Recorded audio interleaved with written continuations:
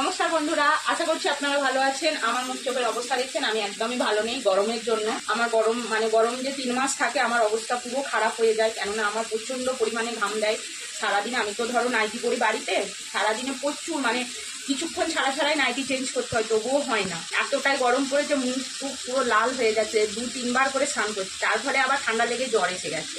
আর এই যে সকালেই, এখন সকাল না অবশ্য দুপুর হয়ে গেছে, সকাল থেকে বাকি কাজকর্ম সেরে পুজো করে এখন এই যে রান্নাঘরে মোটামুটি সব রান্নাই কমপ্লিট। এখন এই শুধু মাছের ঝোলটা হবে।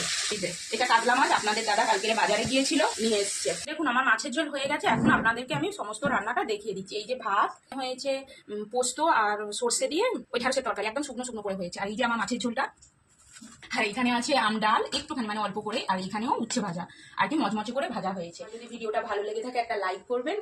টাটা, আবার দেখা হবে নেক্সট ভিডিওতে। আমার মুখের অবস্থাটা একবার দেখে নিন।